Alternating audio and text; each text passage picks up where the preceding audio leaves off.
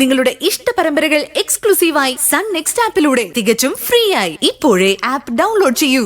നീ എന്നെ കൊല്ലുന്നെങ്കിൽ കൊല്ലടാ, എന്നാലും എന്റെ മണ്ണ് ഞാൻ നിനക്ക് വിട്ടുതരില്ല. കേട്ടില്ലെങ്കിലേ, ഇതാണ് എന്റെ മുത്തശ്ശിയുടെ സ്വഭാവം. എനിക്ക് മാത്രം അവകാശപ്പെട്ട ആ സ്വത്ത് എനിക്ക് തരാറ് ചാവാൻ നേരം ആർക്ക് കൊണ്ടു കൊടുക്കാനാ? കുഞ്ഞമ്മ മരിച്ചിട്ട് നീ അത് എടുത്തോ മുരുക? ആ സ്വത്തിന് വേറെ ആരും ഇവിടെ അവകാശം പറഞ്ഞു വരില്ല. പക്ഷേ കുഞ്ഞമ്മ ജീവിച്ചിരിക്കുന്നിടത്തോളം അവരെ അവിടെ കഴിയാൻ നീ ഒന്ന് സമ്മതിക്കണം. ഞാൻ ഇവരോട് അവിടുന്ന് ഇറങ്ങി പോവാനൊന്നും പറഞ്ഞില്ലല്ലോ. സ്വത്ത് വിൽക്കാൻ പറ്റില്ലെങ്കിൽ അത് പണയം വെച്ച് 2 ലക്ഷം രൂപ തരാനല്ലേ ഞാൻ പറഞ്ഞുള്ളൂ. ആ പണം കുഞ്ഞമ്മ നിനക്ക് തരും മുരുക. അതിനു വേണ്ടിയാ ഈ പാവനെ കാണാൻ വന്നത്. അങ്കിളിനെ കണ്ടിട്ട് എന്താ കാര്യം? ആ പ്രമാണം എന്നെ ഏൽപ്പിച്ച ഞാൻ ഏതെങ്കിലും ബാങ്കിൽ വെച്ച് ലോൺ എടുക്കില്ലേ? നിന്നെനിക്ക് വിശ്വാസമില്ലടാ. ആ പ്രമാണം നിന്റെ കയ്യിൽ കിട്ടിയ നീ അത് കിട്ടുന്ന വിലക്ക് വിറ്റു തൊലയ്ക്കും. എടാ, നിനക്ക് 2 ലക്ഷം അല്ലേ വേണ്ടത്? കുറച്ച് സമയമെങ്കിലും എനിക്ക് താ. ഞാൻ എന്തെങ്കിലും ചെയ്ത് നിനക്ക് ആ 2 ലക്ഷം രൂപ അങ്ങ് തരാം.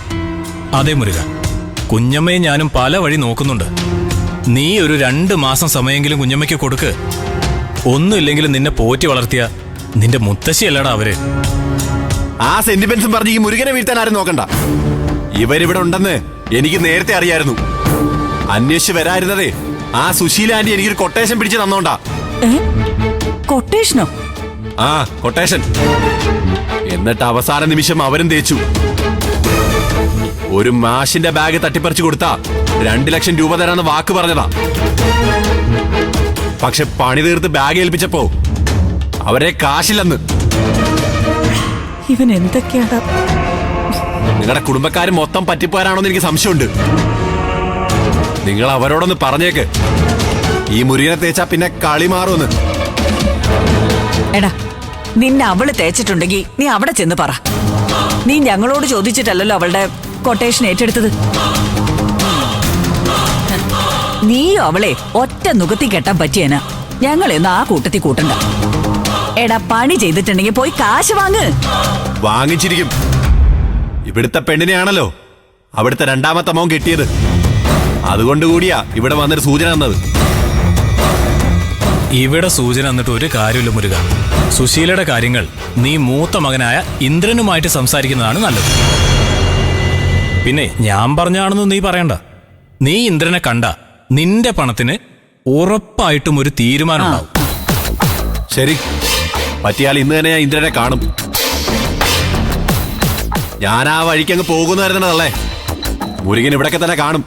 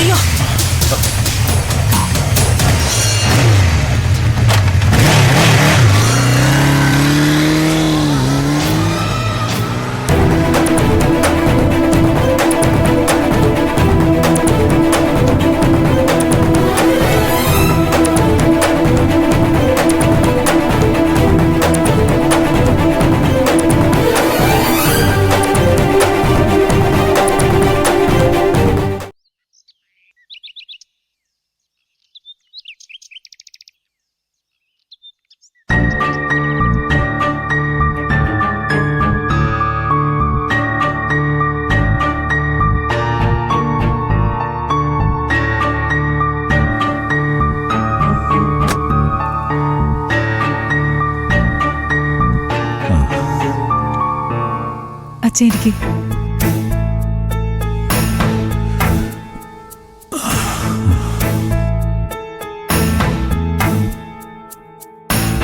അച്ഛൻ വന്നത് മോൾക്ക് ഡിസ്റ്റർബൻസ് ആയോ?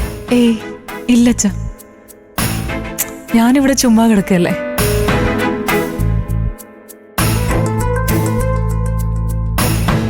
ആ, എല്ലാരും ഉണ്ടല്ലോ. അച്ഛനും അമ്മയേട്ടനും ഒരുമിച്ച് വന്നത് എന്തിനാന്ന് എനിക്ക് മനസ്സിലായി. രാഹുലേന്റെ കാര്യത്തിൽ ഞാൻ എന്ത് തീരുമാനം എടുത്തു എന്നറിയാനല്ലേ. പെട്ടെന്നൊരു തീരുമാനം എടുക്കാവുന്ന കാര്യമല്ല അതെന്ന് ഞങ്ങൾക്ക് നന്നായിട്ടറിയാം. മോൾക്ക് ഇനിയും സമയം വേണമെങ്കിൽ പറഞ്ഞാൽ മതി. ഇനി ഈ കാര്യം ചോദിച്ച് ഞങ്ങളാരും മോളെ ബുദ്ധിമുട്ടിക്കൂല. ഞങ്ങളുടെ മനസ്സിൽ ആദ്യം കൊണ്ടാ മോളെ നിന്നെ ശല്യപ്പെടുത്തുന്നു. നിന്റെ കാര്യത്തിൽ നല്ലൊരു തീരുമാനം ഉണ്ടാവുന്നവരെ അമ്മയ്ക്ക് ഇനി ഉറക്കമില്ല. അമ്മ നല്ല തീരുമാനം എന്നൊക്കെ പറഞ്ഞ് അവളെ കൺഫ്യൂസ്ഡ് ആക്കല്ലേ. ഇവൾ എന്ത് തീരുമാനം എടുക്കുന്നോ അതാണ് നമുക്ക് നല്ല തീരുമാനം. ആ തീരുമാനം എത്രയും വേഗം നടപ്പിലാക്കിയ നമുക്ക് എല്ലാവർക്കും ഒരേപോലെ സ്വസ്ഥതയുണ്ടാവും.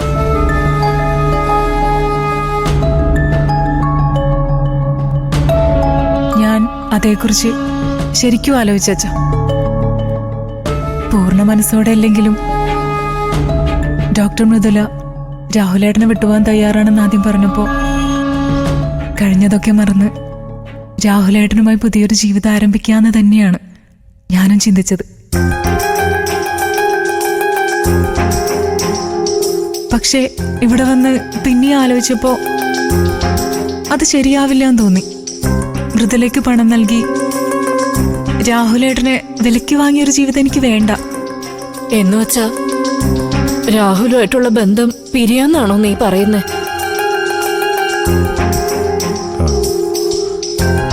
എടീ, മോൾക്ക് അവന്റെ കൂടെ ഒരു ജീവിതം വേണ്ടാന്ന് പറഞ്ഞാൽ പിന്നെ അതിന്റെ അർത്ഥം പിരിയാന്നല്ലേ? ഈശ്വര, പറഞ്ഞതും കരഞ്ഞതും പ്രാർത്ഥിച്ചതും ഒക്കെ വെറുതെ ആയല്ലോ. എന്റെ കുഞ്ഞിന്റെ ഭാവി എന്താകും?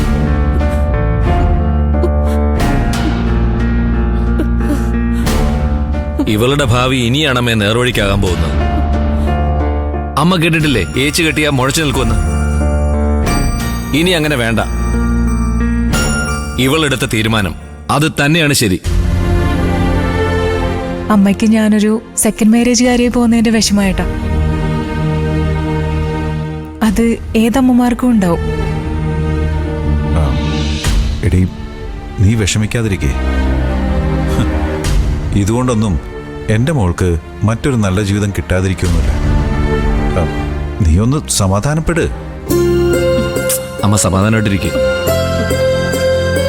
ആരെന്ത് പറഞ്ഞാലും ആദ്യത്തെ ബന്ധം ഒഴിയുന്നതിനോട് അമ്മയ്ക്ക് യോജിക്കാൻ പറ്റില്ല അച്ഛാ. പക്ഷെ എന്തുകൊണ്ടാണ് അവസാനം ഞാൻ ഇങ്ങനെയൊരു തീരുമാനം എടുത്തതെന്ന് അറിഞ്ഞാ അമ്മ ചിലപ്പോ സമ്മതിക്കും. ഇനി പുതിയ എന്തെങ്കിലും കാരണമുണ്ടോ? ഉണ്ടമ്മേ, പുതിയ കാരണമൊന്നുമല്ല. പിന്നെ മൃദുലയുടെ മുന്നിൽ വെച്ച് ഞാനത് പറയണ്ടെന്ന് വിചാരിച്ചിട്ടാ. സത്യത്തിൽ ഞങ്ങൾ രണ്ടു ഒടുവിൽ സംസാരിച്ചു നിർത്തിയത് രാഹുലേട്ടനെ ഞാൻ അവക്ക് വിട്ടുകൊടുക്കാന്ന് പറഞ്ഞുകൊണ്ട് തന്നെയായിരുന്നു.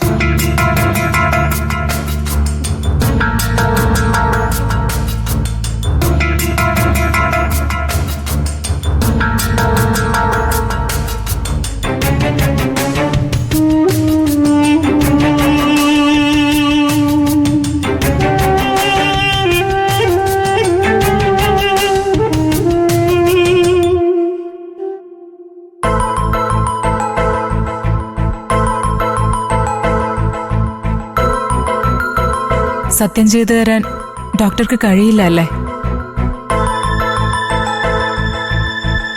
സത്യത്തിനൊക്കെ എന്ത് വിലയുള്ളതെന്തോ? ഞാനൊരു ഡോക്ടറാ.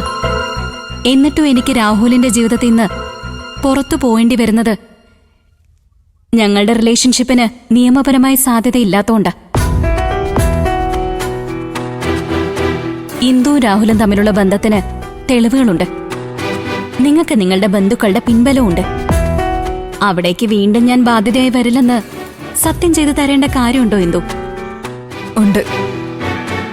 മൃദുലയ്ക്ക് മനസ്സുകൊണ്ട് രാഹുലിനെ ഉപേക്ഷിക്കാൻ കഴിയില്ലെന്നതിന് ഏറ്റവും വലിയ തെളിവാ ഞാൻ സത്യം ചെയ്യാൻ പറഞ്ഞപ്പോ നിന്റെ കണ്ണ് നിറഞ്ഞത്.